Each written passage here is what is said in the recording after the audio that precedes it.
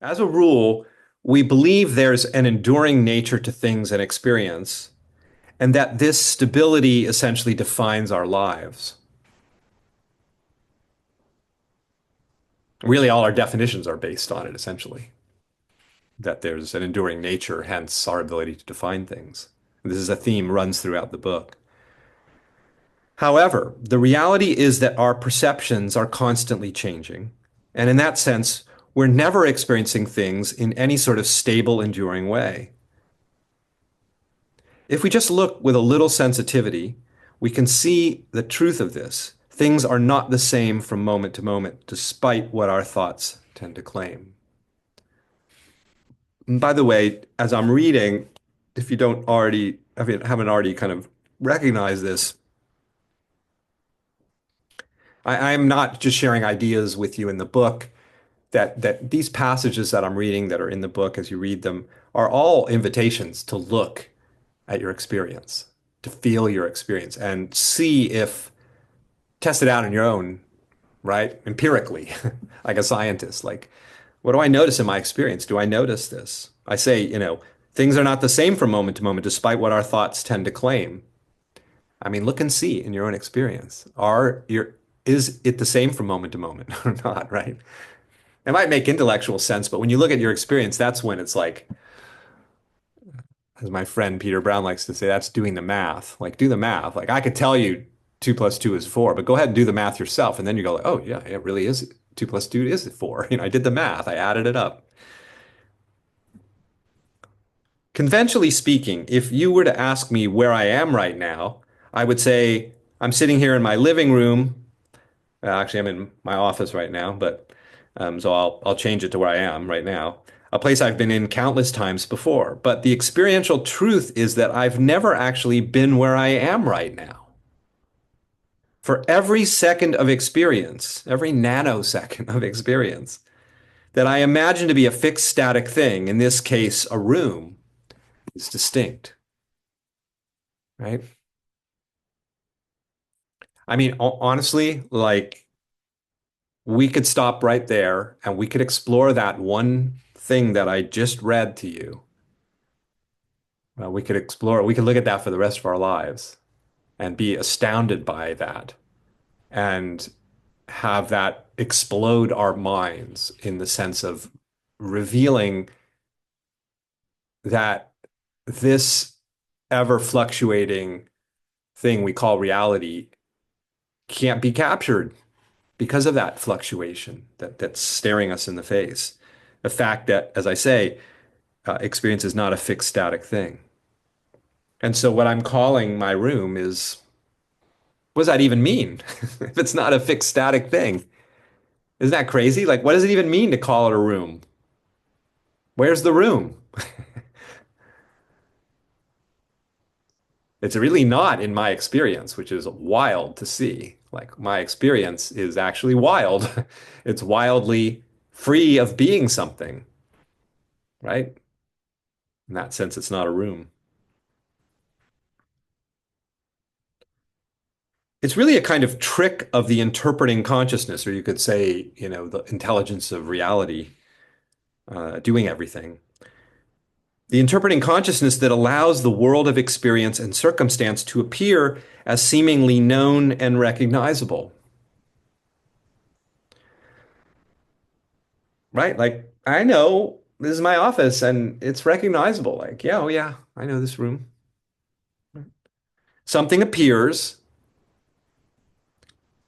and we recognize it as a pattern that feels familiar to us. Oh, yeah, I know what this is. It's my office or my bedroom or my living room, or it's fear or joy or sorrow or ecstasy, right? I know what this is. We see some familiar person, place, or thing. I mean, there's Ed, there's Ted, there's Garrison, Patricia, Jill, Gary. I know you all in the sense of having familiarity with you. Or that's my car, my house, my friend, the neighborhood I live in. And based on this seeming familiarity, we think what we're beholding is more or less the same unchanging phenomena we've experienced before. But the notion that what we're seeing is essentially the same thing we've seen before is just that, a notion.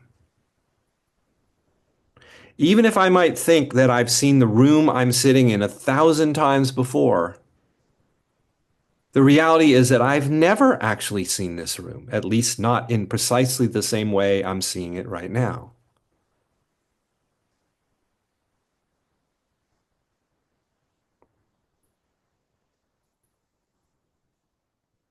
If you think about something like in the case of the visual system, the way the eyes are, even though we have this sense like we can focus, sort of, if you start to notice something about this thing we supposedly can do called focus in terms of visual, looking at something without the eyes not moving at all. Our eyes are really kind of darting around all over the place.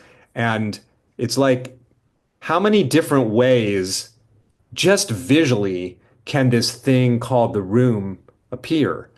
I mean, it's like this, and then it's like this. It just, even if it changes in the slightest bit, if you say there's an infinite number of ways the eyes could move around and notice different, sort of render the room visually in a slightly different way, even just a slightly different way, eh, we think, oh, no, no, no, it's the same room each time. You're rendering the same thing. But if we're just with our experience, we're just with the rendering, if you will, the perceiving is unique in each instant. This is what I'm pointing to. It's not the same. It's not. The only way we create the familiarity is to go back in time, right? Which I'll be getting into. Right? That becomes the frame of reference. It's like, oh yeah, this is familiar. That even the word, I don't know how it's defined in the dictionary, but familiar is like I've seen this before, right? It's like, i.e., in the past. Even if I might think I've seen the room I'm sitting in 1,000 times before, the reality is I've never actually seen this room, at least not in precisely the same way I'm seeing it right now. Again, in other words, there is no room. There's experiencing. True as it may seem that experiences and objects have a kind of persistence or a continuity to them, that they're essentially what they were when we last encountered them, the fact is they're not. At least not exactly. And this is an amazing thing to discover. Yes, my office appears to be the same place I was in last week, or yesterday, or even a second ago. But it only seems that way because I'm essentially overlooking all the ways in which the stable thing I believe I'm seeing is never actually the same from moment to moment.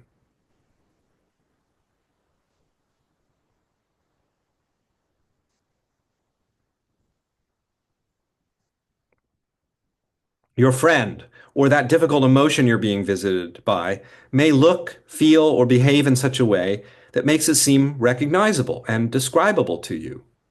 But the fact is, wherever you think you are right now, whatever you believe you're experiencing has never actually looked or felt or been perceived exactly the way it's being perceived right now.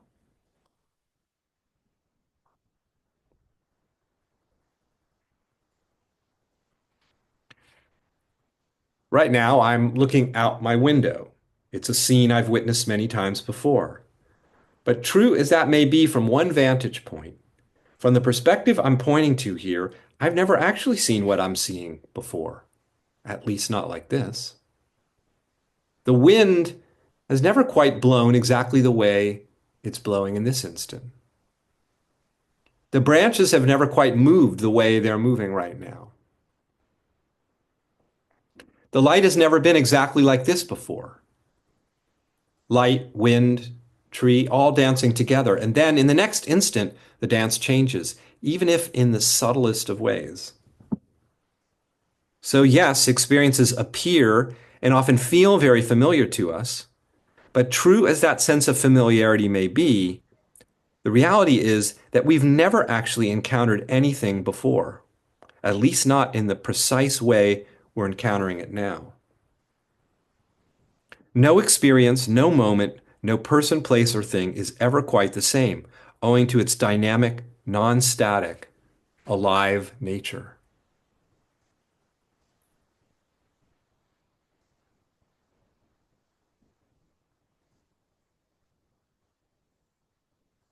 I'm always asking this question, I do throughout the book and in my work of, what is this? But to me, it's the question of life. It's the spiritual question, you know. What is this? What is this that's here? Let's explore it to get to the bottom of it, if it even has a bottom. What is it? And so let's look. What is reality? What is life? What is this presence that's here that we call the moment? And what I'm pointing to here is that because of this non-static nature, it's not it, quote unquote, is not any particular way, is it? Because we could say it seems to be this way, and then it seems to be that way, and then it seems to be this way. So we think there's an it. This is the linchpin right here. We think there's an it that's transforming itself.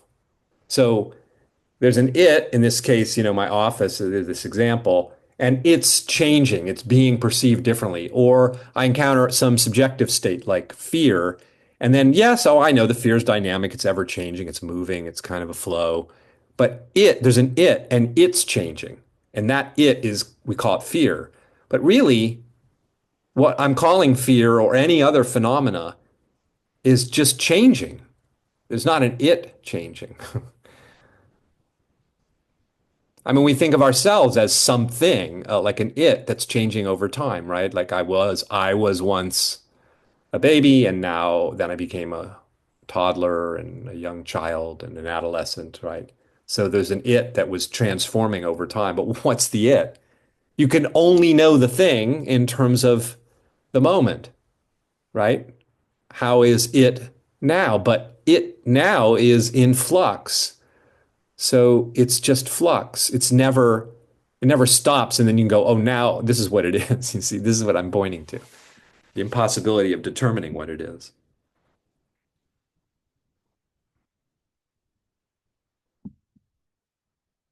So yes, experiences appear and often feel very familiar to us, but true as that sense of familiarity may be, the reality is that we've never actually encountered anything before, at least not in the precise way we're encountering it now. This is curious because it seems that we're able to enjoy things and experiences, right? Seems like we can both enjoy them and not enjoy them. But a moment arises, a sound arises, a feeling arises, and it seems as if these perceptions are here long enough and there's enough continuity to them that we can describe them. And yet, these supposedly enduring phenomena have no actual continuity from moment to moment.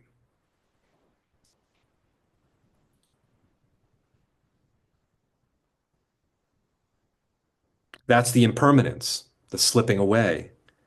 And because of this instability, there really is no reference point for anything. We can experience the world as formed. It certainly seems that way, right? I mean, here I am, the form, and I'm sitting on a chair, the form, and the chair and I are in the room, a form, and I'm talking, that's another form, and so on.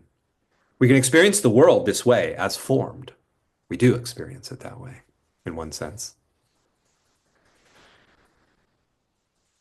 But because what we think of as the identifiable forms of life are constantly changing, there really are no fixed forms.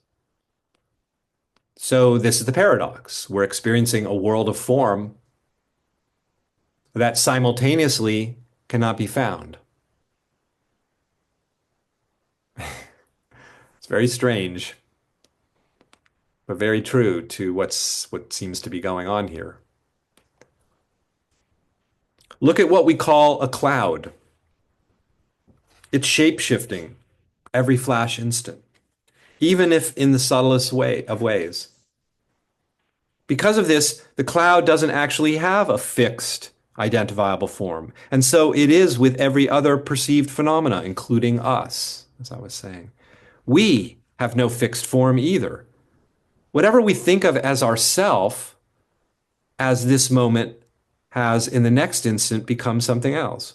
Whatever we think of as ourself in this moment has in the next instant become something else, just like the cloud. So, is there a version of John that you could pin down? I'm asking myself this question as well. Like, what does that feel that for yourself, you know?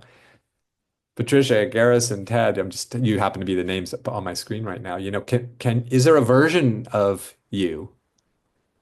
Um, is there an actual version of you that you can put your finger on and go, here it is? Not if you're with yourself as experience, which actually is the way you're always with yourself, your supposed self, is as experience. It is really in concept. The concept is that there's a static me in one sense that endures over time. And yes, again, goes through transformations, obviously. I mean, just look at photographs, for example, but even way beyond the visual. But in experience, it's just you feel just the fluidity, the absolute like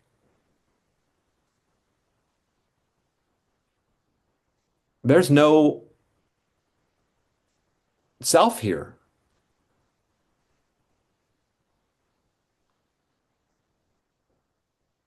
There's a flow of experiencing that we think of as a self. But this is true of all phenomena, not just the self. As the Buddhist would say, reality is empty.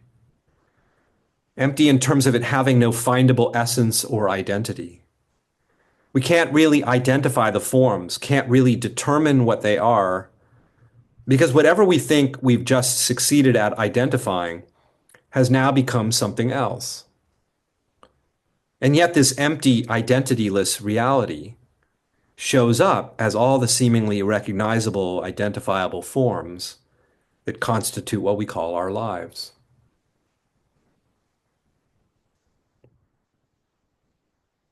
It's the magic show, something arising out of nothing,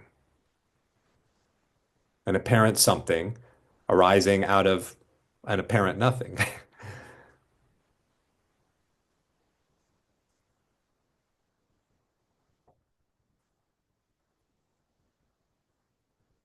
We can't really identify the forms, can't really determine what they are because whatever we think we've just succeeded at identifying has now become something else.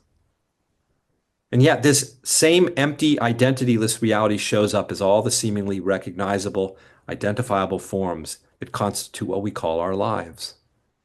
That's the startling paradox. We seem to know what things are, but if we actually look, what becomes apparent is the impossibility of knowing or defining anything, owing to reality's ever morphing nature. This is not philosophy, but our actual experience. It's as concrete and non abstract as anything could possibly be. It's the very feeling of this moment, the feeling of what's here. Something appears, and there's this sense of the sense that what's appearing has some degree of persistence to it.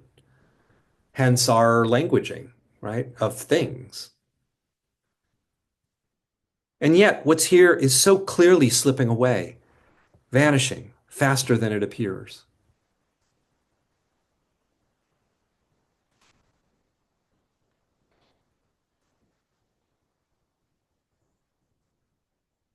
It's amazing to feel that, how nothing can be held onto, right?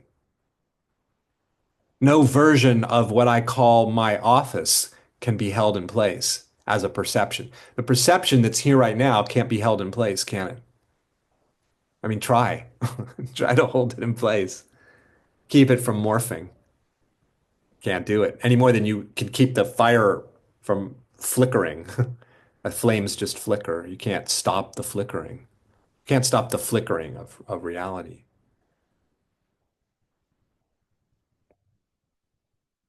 Now, as abstract and philosophical as all of this may sound, the discovery of the ever liquefying nature of reality is of utmost pragmatic utility. Like it's the most practical thing we could ever discover for our human lives. How so? Well, not infrequently we experience this sense of being caught up in or troubled by certain things, right? We all know what that's like. Yet for something to exist as a thing that we could be stuck or entrapped by, there would have to be persistence in both that thing and the presumed person encountering it. Something that direct investigation reveals is not actually the case. Like I was describing, I could say, "Oh, I'm stuck in this or overwhelmed by something." But I was just describing that the unfindability of self as a thing because its ever liquefying nature, it's never a particular way. In that sense, there's not you can't put your finger on a self. So when I say I'm stuck in something, what does that even mean? And then as for the thing I'm presumably stuck in, the same thing applies. It's this ever liquefying, ever morphing.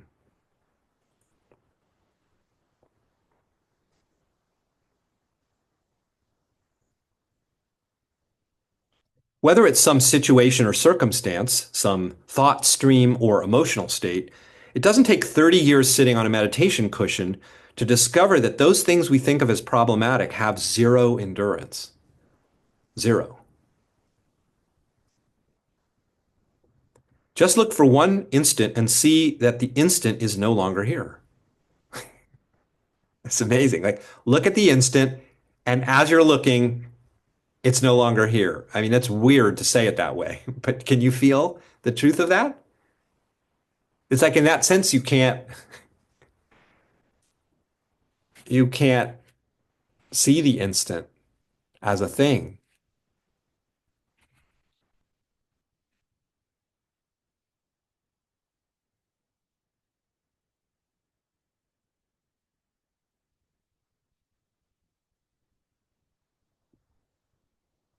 It doesn't take 30 years sitting on a meditation cushion to discover that those things we think of as problematic have zero endurance. Just look for one instant and see that the instant is no longer here.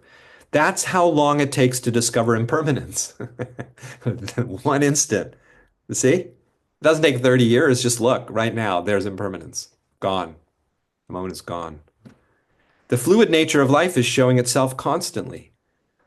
What we call the moment appears, and then in a flash, boom, it's gone. I mean, the words are, it's, yeah, the words maybe point to it, but the words are too slow. And so while there's no denying that we can and often do experience certain moments of life as difficult or overwhelming or stressful, by exploring the ways in which experiences and circumstances are not merely the fixed, seemingly enduring things we imagine them to be, but this ever changing, ever morphing, fluid dynamism, a very different way of experiencing life is revealed. Yes, it can certainly feel like certain moments have a kind of persistence to them that we find difficult to manage. There's no denying the reality of this perspective and how it can feel. But at the same time, there's another way to encounter reality, and that is to see that experiences, including those we find ourselves struggling with, have no fixed form, owing to their ever changing nature.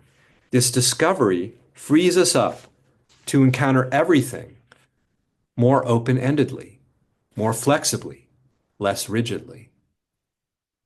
We come to see that the moments conventionally thought of as problems that require resolution are not actually things at all because of their ever changing nature.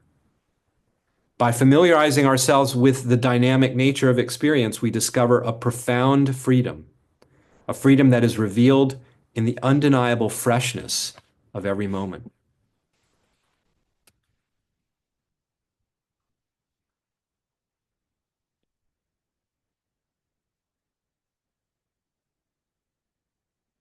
When freedom is an interesting word, it probably has a lot of connotations and ideas maybe that pop up when you think about freedom.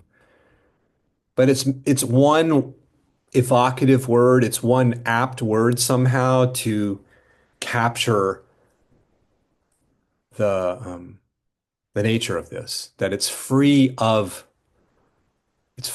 being anything. It's free of being a thing. It's free of being, and with it it's being free of being a thing because, well, the instant is here for no time. Hence, it never coheres or coalesces or concretizes as something. It's free of being anything. It's free of being knowable. It's free of being something that we one could feel bound in or caught in, or it's just pure transcendental freedom. And in one very real sense, there's no individual experiencing this freedom. There's just freedom tasting itself, we could say, recognizing its ungraspable, transcendental, empty, but extremely infinitely full nature.